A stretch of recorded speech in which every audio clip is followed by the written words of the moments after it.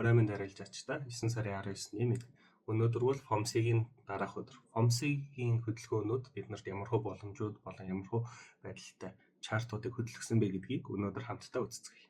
Хамгийн ихний чарт бол бидний Euro USD байна. Euro USD-гийн өмнөх 17-ны анализ бичлэгийг харсан бол бид нар 1-5 давалгаа үүсгэснийхаа дараа бид нарт ABC correction давалгааг үүсгэснээр санаж байгаа бах. За тэгэхээр дараа нь correction давалгаа дууссаны дараахан эхний давалгаагаа хийж байх явцад нь FOMC гарсан байна. FOMC-гоос болоод ханшин дээр бас нэлээд хүчтэй хөдөлгөөн орж ирсэн. За энэ хөдөлгөөнийг бид нар юу гэж үзэх вэ гэхээр C давалгааны төгсгөлөөс эхлүүлээд давалгаа тоолцгоё. 1 2 3 4 5 гэсэн энэ 5 давалгаа үүсгэсэн гэж үзсэн. За мэдээч 5 давалгааны дараа correction давалгаа явсан. За тэр correction давалгааны жижиг төгсгөлийг бид FOMC-гийн үүсгэсэн буцаж ирсэн таталтан дээр гэж үзсэн. Яагаад вэ гэх юм бол бидний хувьд Fibonacci-гийн C давалгааны төгсгөлөөс сүүлийн орой хүртэл татаад үзвэл энэ 61.8 дээр давхцаж ирж байгаа. Тэгэхээр энэ үнийг retracement хөдөлгөөн гэж үзээд бид нар энэчнээс ханшмаа цаашдаа үргэлжлүүлээд хөдөлгөөнөө дээшээ хийх болов гэж таамаглаж байна. Тэгэхээр аль хүртэл хийх вэ гэж үзвэл энэ хүртэл татсан хамгийн ойр буюу хасах 161.8 хүртэл ханшийн хөдөлгөөн дээшээ үргэлжлэх магадлалтай.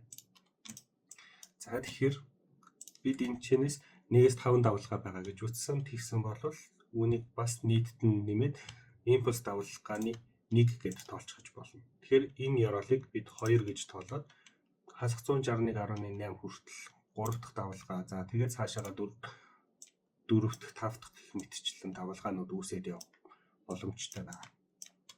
Тэгэхээр бид одоо арилжаанд орохдоо хэрвээ өмнөх оройг сэтэлэх юм бол арилжаанд орох маягаар явж бас болох нь байна. Тэгэхээр TP-гээ дээш зөөгөөд өмнө нь 17-ны анализ дээр бид нар invalidation цэгийг энэ ёроол дээр тавьж байсан бол одоо бол тэр нь бол нэх өөрчлөгдөөгүй яг л энийхээ дор байгаа. Тэгэхээр иймэрхүү байдалтай 2.4-аар арилжаанд орох боломж бидэнд байна. Euro USD дээр би 17 онд арилжаанд орох талаар ярьж байсан. Бидний таамагласан чиглэл рүү дээшээгээ эхлээд өссөн ч гэсэн харамсалтай буцаж ирээд эсгэлийг маань цогсон байна. Тэгэхээр би тэр ханшин дээр арилжаанд дахиад нэмээд орсон байна. Хэрвээ хүсэх юм бол дагаад орж болно. Дараагийнх нь Audio USD. Audio USD дээр 17-ны анализ дээр бид нар ABC паттерныг үүсгэснийхаа дараа 1 2 дахь давалгааг үүсгэсэн байна гэж үзсэн. Үүний дараа 3 4 5 дахь давалгаанууд үргэлжлэх болно. Харин том давалгаа бол 1 давалгаагаа үүсгэсэн. Энэ ABC давалгаа үүссэн маань 2 дахь давалгааны дотор явагдаж байгаа жижиг retracement давалгаанууд гэж үзсэн. За тэгээд тэнцэнээс бид яг энд байхад 17-нд ханш маань үргэлжлүүлэн дээшээ өсөх нэ гэж таамаглаж байсан. За ханш маань бидний дагуу хөдөлсөн дээшээ таамагийн дагуу өссөн. За тэгэхээр FOMC-гийн нөлөө энд харж байна. FOMC-гийн нөлөө эндээс доошлуулад буцаад дээшлүүлсэн байгааг харж байна. За тэгэхээр бид нарт арилжааны боломж яг invalidation цэг рүү нэлээд ойртож ирсэн энэ хөдөлгөөн дээр бид нар арилжаанд орох боломжтой байсан байна. Хэрвээ энэ үнийг барьж авч чадсан бол маш сайн байна. Барьж чадаагүй бол одоо дараагийн давалгааг хүлээсэн дээр гэж зөвлөе. Тэгэхээр бид нар invalidation цэгийн дараагийн ёроолыг гаргаад өгч гэсэн учраас ийшээгээ зөөгөөд өгч болно. Тэгэхээр бидний invalidation маань 0.66 918 гэдэг ханшийн цэгээс дээшээ 0.67 358 51 гэсэн ханшийн цэг хүртэл дэшег өсөж болох нэ. GBP USD-ийн хувьд бид 17-нд дэлгэцэн дээр харж байгаачлан иймэрхүү таамаг дэвшүүлээд явсан. За ABC паттерн дуусгасан. За тэгээ 1-р давалгаа, 2-р давалгаа, 3-р давалгаан дотор явж байна. Бид өмнөх орой дэшээ сэтэлсэн тохиолдолд арилжаанд орж болно. Invalidation цэг маань жижиг цаг дээр 1.31899 гэсэн ханш дээр байна гэж таамаглаж байсан ч гэсэн FOMC-гийн мэдээ маш хүчтэй нөлөөлсөн. FOMC-гаас өмнө ч гэсэн бидний эсрэг тийшээгээ яваад invalidation цэгийг маань доошоо сэтэлж гарсан байх нэ. Тэгэхээр одоо бид invalidation цэгийг доош татаж шинэ үүсгэсэн ёроол дээр аваачих боломжтой болох. За тэгэхээр 3, 4, 5 дугаар давалгаа үргэлжлүүлэн дээшээ явах төлөв бол хэвээр байгаа. За тэгэхээр энэ арилжаан дээр би өөрөө эсэл зохиулсан байгаа. Тэгэхээр дараагийн арилжааны боломжийг хүлээх болно. Энэ хөдөлгөөн аль хүртэл үргэлжлэх вэ гэвэл үүнийг бид эндээс аваад энэ хүртэл татаад өгч болох юм. Тэгэхээр эхний давалгааг татаж өгснөөр хасах 161.8 дээр дараагийн хөдөлгөөн бол хамгийн ихний ээлжинд очихоор төлөвлөгдөж байна. За тэгэхээр үүнээс цаашаага мэдээж энэ маань өөрөө том цагийн 1 дахь давалгаа, 2 дахь давалгаа, цаашаага бас 3 дахь давалгаа гэж явах учраас том цагаар харах юм бол бид эндээс татсан Fibonacci-гийн дээшээгээ 1.4295 хүртэл бас харж болохоор байна. Гэхдээ энэ маань цаашдаа бас баг зэрэг өөрчлөгдөд ханшийн хөдөлгөөнөөс хамаарат шин анализууд маань өөрчлөгдөд явах боломжтой гэдгийг анхаарай. Хамгийн түрүүнд бидний очих цэг бол энд 1.35989 дээр GBP USD үргэлжлүүл өсөх болов гэсэн таамагтай байна. Мөн нэмээд GBP USD дээр маань бидний том цагийн invalidation цэг бол C давалгааны доор байгаа. Харин жижиг цагийн invalidation цэг маань энэ доор шинэ үүсгэсэн ёроол доор байгаа гэж үзээрэй. USD/JPY 17-нд өгсөн анализаар бид энэ ч арилжааны боломж гарч ирсэн. Тийм учраас бид арилжааны боломж ашиглаад орлоо гэж хэлж ийсэн. Яагаад гэх юм бол дээрээс орж ирсэн энэ импульс хөдөлгөөн маань дуусаад одоо буцаад C давалгаагаа хийхээр зорж байна. C давалгаа маань өөрөө нэлээд том цаг явах учраас за энэ хүртэл 50 эсвэл 61.8 хүртэл явах учраас бид энэ хүртэл арилжаа харж болох нэ гэж хэлж байсан. За тэгээд бидний таамгийн дагуу одоогийн ийм байдлаар ашигтай явж байна. 235 pp ашигтай явж байгаа юм байна. За тэгээд үргэлжлүүлээд өсөөд энэ хүртэл явах болов гэсэн таамагтай байна. Бид шинэ ёроол үүсгэсэн учраас SL-ээ зөөх боломжтой болсон. Тэгэхээр 45 минут дээр харах юм бол бидэнд арилжааныхаа SL-ийг зөөх боломж гарч ирж байгаа. Тэр нь хаана вэ гэх юм бол бидний ханшийн хөдөлгөөн маань энэчнээс 5 давалгаагаа эхлүүлсэн. Тэнчнээс 1 дахь давалгаа, 2 дахь давалгаа, за ингээд үргэлжлүүлээд 3, 4, 5 дахь давалгаа гэх мэтчлэн хийгээд явах төлөвтэй байна. За тэгэхээр 2 дахь давалгаа дуусаад 3 дахь давалгаа дотроо мөн адил 1 дахь давалгаа, 2 дахь, за ингээд дэшээ явах болов гэсэн бодолтой байна. За тэгэхээр бид invalidation цэгийг би давалгааны төгсгөл дээр тавьж байсан бол одоо баталгаажсан гэж үзээд энэ ёроол дээр тавих боломжтой. 140, 301 дээр тавих боломжтой болж байна. Тэгэхээр дагуулад SL-ээ бид зөөгөөд явна. Илүү баталгаатай, илүү аюулгүй болох боломжтой. За тэгэхээр одоогийн ханшны байдал дээшээгээ өгсөд өмнөх үүсгэсэн ёроол болох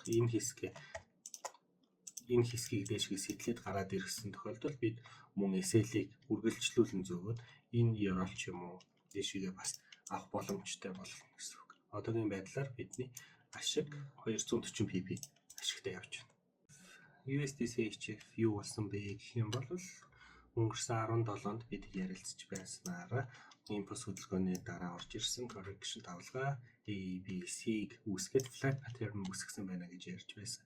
За тэгээ flat pattern-ыг үүсгэснийхаа дараагийн импульс давалгаагаа эхлүүлчихсэн байна гэж үзсэн бол одоо FOMC-гийн мэдээгийн нөлөөгөөр за 1, 2 дахь давалгаа нэм байршил баг зэрэг өөрчлөгдөж орон тийшээ баг зэрэг shift хөдөлгөөн хийсэн байгаа. Тэгэхээр бид нар энэ ёроолыг 1 гэж үзээд энэ нойрог 2 гэж үзсэн байна. За тэгээд бид нар энэ чинь арилжааны боломж гарч ирсэн. Арилжааны боломж гарч ирэхдээ яг одоо байгаа ханшин дээрээ тавиад 2 дахь давалгааны орой дээр тавиад харин бид TP-г болохоор хасах 161.8 хүртэл бол татаад өгч болж байна. Яагаад энэ дээр risky юм шиг санагдаж байгаа бол 45 минутаар шилжүүлээд харах юм бол бид ерөнхийдөө бол 2 дахь давалгааны хөдөлгөөн маань дуусчихсан байна. 2 дахь давалгааны хөдөлгөөн дуусахдаа эндээс эхлээд B, C гэсэн байдалтай иймэрхүү ending pattern үүсгээд явсан учраас бид дуусгасан байна гэж баталгаа авсан байна. Тэгэхээр энд арилжааны бас нэгэн боломж гарч ирж байгааг ажиглаарай. Одоо харин USD CAD. USD CAD-а нэг өдрийнхөө чартаар харах юм бол маш том юм. Хажууд тийш sideways хөдөлгөөнийг үүсгэж явж байгаа. Энэ sideways хөдөлгөөн маань дотроо одоо A, B, C давлгаа дотор явж байгаа. Энэ давлгаа дотор явж байх үедээ харин доторх B-гээс C руу явахдаа эндээс эхэлсэн 1 2 за цаашлаад 3 4 5 дахь давлгаанууд хийгээд явах бол 5 дахь давлгаа C давлгаатайгаа давхцаж орж ирэх болов уу гэж таамаглаж байна. За тэгэхээр 17 оны анализ дээр бид 4 цагаар шилжүүлээ харах юм бол доошогоо арилжаанд орж болох нэ гэж ярилцж байсан боловч FOMC-ийн нөлөөгөөс болоод хэсэг зур доошогоо нэлийн ашигтай явж байсан ч босож ирэхэд бид нэр ACL-ийг цогсон. За харин одоо бид үргэлжлүүлээд яах вэ гэх юм бол эндээсээ бид дахиад арилжаанд орж болно. Яагаад вэ гэх юм бол FOMC-ийн мэдээний нөлөөгөөс болоод энэ хүчтэй тавлах аргагүй хөдөлгөөн орж ирсэн ч гэсэн хөдөлгөөний чиглэл бол үргэлжлүүлээд доошоогоо байгаа. За тэгэхээр бид нар энэ өмнө нь алдсан арилжаага төр зур орхиод шинэ invitation-ийг шинэ орой дээрээ тавьж өгөөд эндээс арилжаанд орох боломжтой байх нэ. За хэрвээ бид нар арилжаагаа ингэж тооцсон бол тэгэхээр бид TP-гээ хаана тавих вэ гэх юм бол доошоогоо C давлгааны төгсгөл 5 дахь давлгааны төгсгөл хүртэл ингэ тавиад өгч болно. Хэрвээ гэх юм бол бид нарт RR ratio 5.2-тай арилжааны боломж гарч ирсэн байх нэ. Харин одоо хамгийн их арилжаалагддаг алта XAVI-USD-ийг харцгаая.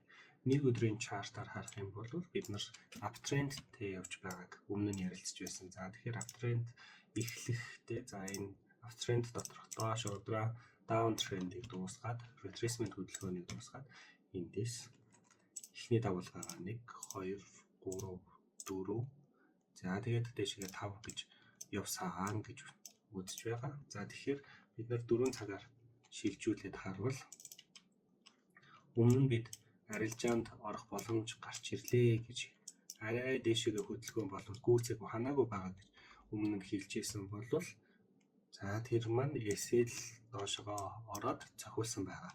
Тэгэхээр ханш маань гэхдээ дээд трендийнхаа дээд шугамыг орчдсон байгаа ч гэсэн бидний хувьд FOMC-ийн мэдээгээс үзээд энэ хөдөлгөөн маань дахиад ч дэшегээ үргэлжлэх болов гэсэн таамаг гарч ирж байна. Мөн дээрээс нь нэмээд манай алтны хөдөлгөөн маань энэ хэмжээний бас дэш тренд үүсгээд явж байгааг харж болно. Тэгэхээр энэ тренд маань цаашдаа дэшээ сэтлээд үргэлжлэх болов гэсэн таамаг гаргаж байгаа учраас би арилжааны яг баталгаатай боломж гарч ирэх юм бол буюу за энэ retracement хөдөлгөөн дуусаад цаашаа импульс хөдөлгөөн эхлээд баталгаажсан тохиолдолд би дахиад дэшегээ арилжаанд орохоор төлөвлөж байгаа. VDI буюу тосны газрын тосны хувьд үзэх юм бол өмнө нь 17 оны анализ дээр 1-р давлгаа хийчихсэн, 2-р давлгаа хийгээд одоо 3 дахь давлгааныхаа дотор талд явж байна гэж ярилцж байсан. За тэгээд 3 дахь давлгаа дотроо сав давлгаанууд маань 1-ээ, 2-оо, 3-аа хийчихсэн. Одоо харин 4-өө хийх гээд явж байна гэж үзсэн. За одоо яг хамгийн их боломжтой ойх цэг буюу 4 дотроо орчихсан явж байна. За тэгэхээр бид нэрээ 17 оны маань анализ дээр хийж байсан арилжааны боломжийг аваад захиалгыг маань аваад одоо багахан зэргийн ашигтай явж байгаа юм байна.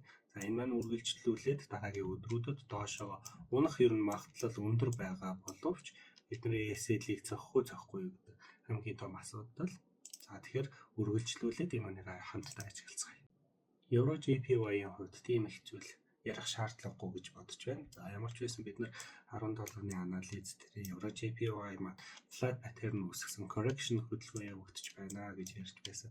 За энэ correction хөдөлгөөн маань яаж эхэлсэн бэ гэхээр эндээс эхэлсэн 1 дахь давлгаа, 2 дахь давлгаа, 3 дахь, 4 дахь, 5 дахь давлгаа гэсэн байдлаар явсан.